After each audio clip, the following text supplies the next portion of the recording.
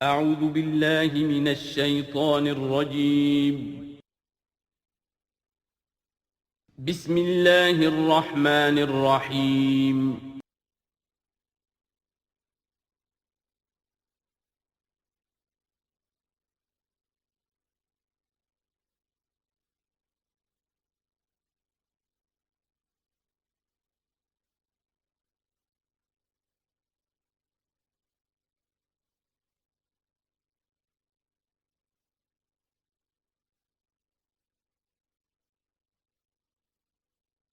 اعوذ باللہ من الشیطان الرجیم بسم اللہ الرحمن الرحیم الم تر ان اللہ یسبح له من فی السماوات والارض والطیر صافات کل قد علم صلاته وتسبیحہ واللہ علیم بما یفعلون صدق اللہ العظیم رب اشرح لی صدری ویسر لی امری واحلل عقدۃ من لسانی یفقہوا قولی۔ سورہ نور کا 5واں رکوع جو ہم پڑھ چکے ہیں اس کے بارے میں یہ بات نوٹ کر لیجئے کہ جس طرح سورہ بقرہ کے پہلے 2 رکوعوں میں 3 قسم کے انسانوں کی تفصیل بیان ہوئی، وہاں وہ بنیادی طور پر ایک دعوت اور تحریک کے رد عمل میں جو لوگ مختلف شکلیں صورت اختیار کرتے ہیں، جو رد عمل مختلف شکلیں اختیار کرتا ہے، اس کے اعتبار سے ایک وہ جو مومنین صادقین ہیں، وہ ہر چہ بعد آباد جب اس دعوت کو قبول کرتے ہیں تو اس کیفیت کے ساتھ کہ اب جو ہو سو ہو۔ ایک وہ لوگ ہیں کہ جو کسی ضد کی وجہ سے، تعصب کی وجہ سے، ہردرمی کی وجہ سے، کسی تکبر کی وجہ سے، حسد کی وجہ سے اس کے انکار پر کمر کس لیتے ہیں، اور وہ لوگ جو ہیں کسی صورت بھی ماننے والے نہیں ہوتے۔ ایک بین کچھ مانتے ہیں کچھ نہیں مانتے، کچھ چلتے ہیں پھر ٹھٹک کر کھڑے رہ جاتے ہیں، آسانی ہو تو کوئی 2-4 قدم چل لیے، کوئی مشکل وقت آیا تو پھر اوندھے منہ گر گئے۔ اسی کی ایک تمثیل سورہ حج میں آ چکی ہے، وَمِنَ النَّاسِ مَن يَعْبُدُ اللَّهَ عَلَى حَرْفٍ فَإِنْ أَصَابَهُ خَيْرٌ اطْمَأَنَّ بِهِ وَإِنْ أَصَابَتْهُ فِتْنَةٌ انقلب عَلَى وَجْهِهِ خَسِرَ الدُّنْيَا وَالْآخِرَةَ۔ اسی طرح یہاں اس رکوع میں بھی 3 قسم کے انسانوں کا تذکرہ ہے، لیکن یہ ایک مختلف اعتبار سے ہے۔ ایک وہ لوگ ہیں کہ جن کے دلوں میں حقیقی ایمان پیدا ہوا، ان کی فطرتیں بھی نیک تھیں، صالح تھیں، سلیم تھیں، اور پھر وہ وہی آسمانی سے بھی صحیح طور پر مستفیض ہوئے، ان کا باطن جگمگا اٹھا اور ان کے دلوں میں نیکی حقیقی معنی میں پیدا ہو گئی، اور اس کے لیے جو ایک نقشہ ہے ان کے سیرت و کردار کا وہ بھی کھینچ دیا گیا۔ ایک وہ لوگ ہیں کہ جن کے اندر سرے سے دنیا پرستی اور دنیا ہی کی شہوات اور خواہشات اور لذات، اس کے سوا کسی شے کا کوئی گزر ہی نہیں، وہ بالکل اس کے برعکس ہے۔ پہلے نور علی نور اور دوسرے ظلمات بعضها فوق بعض۔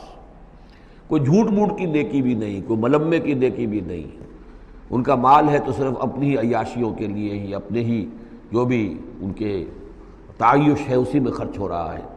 لہذا یہ وہ لوگ ہیں کہ وہ ایمان سے بھی محروم اور کسی جھوٹ موٹ کی نیکی سے بھی ان کے ہاں کسی نور کا سرے سے گزر ہی نہیں۔ ظلمات بعضها فوق بعض، اور اس کے لیے تمثیل دی گئی ہے کہ گہرے سمندر کے اندر جو اندھیرا ہوتا ہے، ایبسلیوٹ ڈارکنس، کہ رات بھی ہے، اوپر بادل بھی ہے، اور جو ہے موج پر موج چڑھی ہوئی ہے، تو ایبسلیوٹ ڈارکنس۔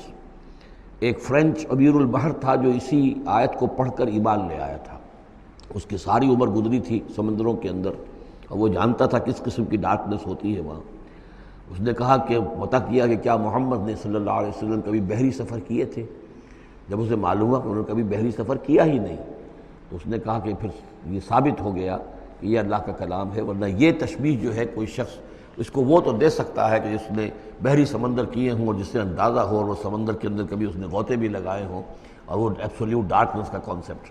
بہرحال یہ دوسری انتہا۔ بیچ میں وہ لوگ ہیں، بین ہیں، کچھ نیکیاں بھی کرتے ہیں، حقیقی ایمان سے محروم ہیں، نہ اللہ پر نہ یوم آخر پر ان کا پختہ ایمان نہیں ہے، لیکن یہ کہ اپنے ضمیر کو مطمئن کرنے کے لیے کچھ نہ کچھ، یا دنیا میں کوئی نام کمانے کے لیے یا کوئی اور شہرت حاصل کرنے کے لیے وہ کچھ نیکیاں کرتے ہیں، تو ان کی نیکیوں کی مثال سراب کسی ہے۔ الم تر ان اللہ یسبح له من فی السماوات والارض، کیا تم دیکھتے نہیں ہو کہ اللہ کی تسبیح کرتی ہے وہ سب چیزیں، وہ سب وہ کرتے ہیں وہ سب جو آسمانوں میں ہے اور جو زمین میں ہے، اور نہ صرف آسمانوں اور زمین میں بلکہ ان دونوں کے مابین جو السماء میں جو ہے وَالطَّيْرُ صَافَّاتٍ، اور یہ جو پرندے ہیں جو اپنے پروں کو پھیلائے ہوئے ہیں یہ بھی اللہ کی تسبیح کر رہے ہیں۔ کُلٌّ قَدْ عَلِمَ صَلَاتَهُ وَتَسْبِيحَهُ، ہر ایک کے علم میں ہے، ہر ایک نے جان لی ہے اپنی نماز، اپنی صلاۃ اور اپنی تسبیح۔ یہ وہی بات ہے جو سورہ بنی اسرائیل میں آ چکی ہے، وَإِن مِّن شَيْءٍ إِلَّا يُسَبِّحُ بِحَمْدِهِ وَلَٰكِن لَّا تَفْقَهُونَ تَسْبِيحَهُمْ، کوئی شے نہیں ہے اس کائنات میں جو اللہ کی تسبیح و تحمید نہ کر رہی ہو، لیکن تمہیں اس کا شعور نہیں ہو سکتا۔ وَاللَّهُ عَلِيمٌ بِمَا يَفْعَلُونَ، اور جو کچھ وہ کرتے ہیں اللہ کے علم میں ہے۔ وَلِلَّهِ مُلْكُ السَّمَاوَاتِ وَالْأَرْضِ، اور اللہ ہی کے لیے ہے آسمانوں اور زمین کی بادشاہی۔ وَإِلَى اللَّهِ الْمَصِيرُ، اور اللہ ہی کی طرف لوٹ جانا ہے۔ الم تر ان اللہ یسجی سحابا، کیا تم دیکھتے نہیں ہو کہ اللہ تعالیٰ ہانک کر لاتا ہے بادلوں کو؟ کہاں سے ہوائیں لے کر چل رہی ہیں بادلوں کو؟ کہیں تو بے آف بنگال سے وہ اٹھی ہیں مانسون کی ہوائیں، اور کہاں تک پہنچ جاتی ہیں؟ پاکستان تک۔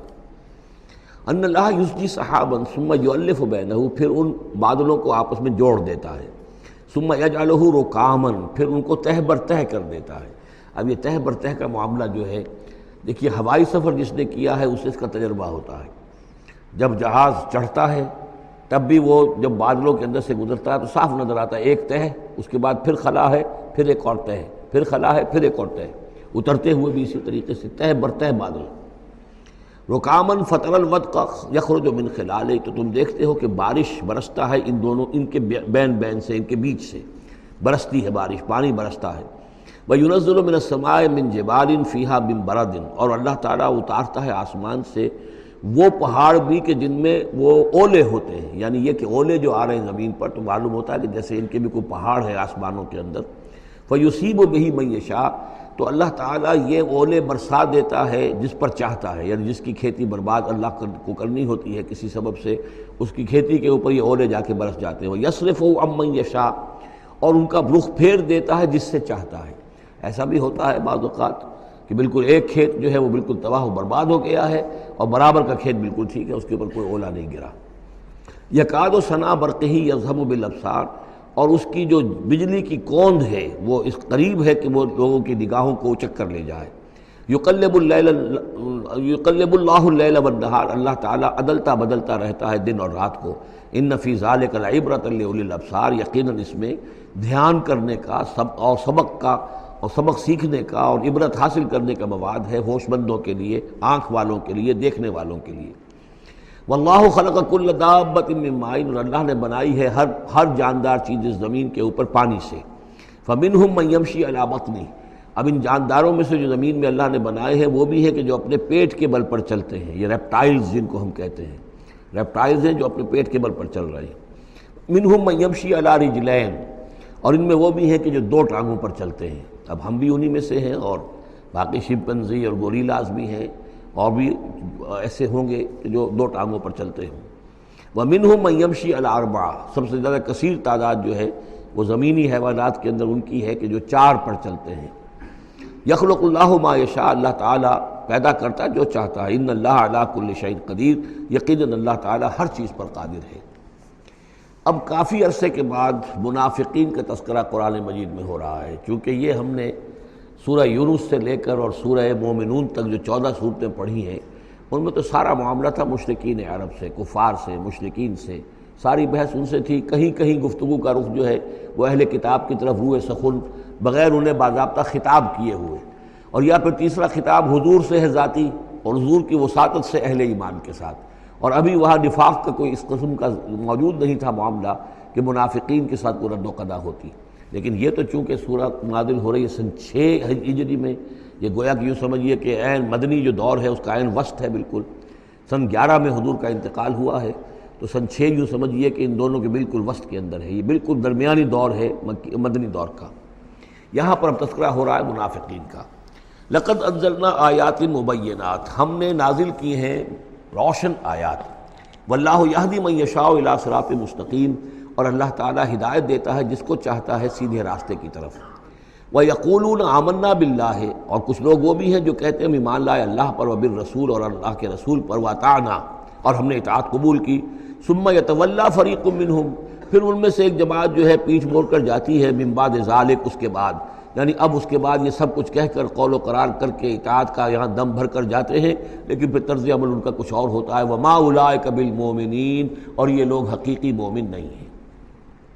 وَإِذَا دُعُوا إِلَى اللَّهِ وَرَسُولِهِ لِيَحْكُمَ بَيْنَهُمْ، اور جب انہیں پکارا جاتا ہے، بلایا جاتا ہے کہ آؤ اللہ کی طرف اور رسول کی طرف کہ ان کے مابین فیصلے کرے۔ یہ سورہ نساء میں ہم یہ سارے مضامین بڑی تفصیل سے پڑھ چکے ہیں کہ وہ لوگ چاہتے تھے کہ اپنے مقدمات جو ہیں وہ یہودیوں کی عدالت میں لے جائیں، اس لیے کہ حضور کے ہاں انہیں اندیشہ ہوتا تھا کہ یہاں تو بالکل صحیح فیصلہ ہو جائے گا۔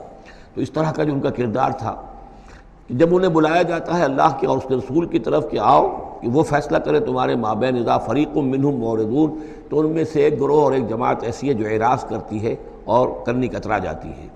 وَإِن يَكُن لَهُمُ الْحَقُّ يَأْتُوا إِلَيْهِ مُذْعِنِينَ، اور اگر وہ ان کو معلوم ہو کہ حق ہمارے ساتھ ہے، یعنی ہم حق پر ہیں اس مقدمے میں، تو پھر وہ آتے ہیں بڑا یقین کا اظہار کرتے ہوئے، اذعان کے ساتھ اور یقین کے ساتھ اور اپنے ایمان کا اظہار کرتے ہوئے، کیونکہ انہیں یقین ہے کہ ہمارا کیس سچا ہے اور حضور کی عدالت میں ہم جائیں گے تو ہمارے حق میں فیصلہ ہو جائے گا، تو اب کوئی رکاوٹ نہیں۔ یاتوا الیہ مذعنین، خوب یقین کا اعتماد کا اظہار کرتے ہوئے آتے ہیں۔ افی قلوبہم مرض، کیا ان کے دلوں میں روگ ہے؟ ام ارتابوا، یا یہ شکوک میں مبتلا ہو گئے ہیں؟ ام یخافون ان یحیف اللہ علیہم، یا انہیں یہ اندیشہ ہے کہ اللہ تعالیٰ جو ہے ان کے ساتھ ناانصافی کرے گا، ورسولہ، وہ اس کے رسول، بل اولئک هم الظالمون، نہیں بلکہ حقیقت میں یہی ظالم ہیں۔ ایمان کی اصل حقیقت سے چونکہ یہ محروم ہے، لہذا ساری غلطی ان کے اپنے کردار میں ہے۔ انما کان قول المؤمنین اذا دعوا الی اللہ ورسولہ لیحکم بینہم، جو حقیقی مومن ہوتے ہیں ان کو تو جب بلایا جاتا ہے اللہ کی طرف اور اس کے رسول کی طرف کہ وہ فیصلہ کرے ان کے مابین، تو ان کا قول تو یہی ہوتا ہے ان یقولوا سمعنا واطعنا، کہ وہ کہتے ہیں کہ ہم نے سنا اور ہم نے مانا، ہم حاضر ہیں، جو بھی فیصلہ محمد رسول اللہ کا ہوگا ہم اسے بصر و چشم تسلیم کریں گے۔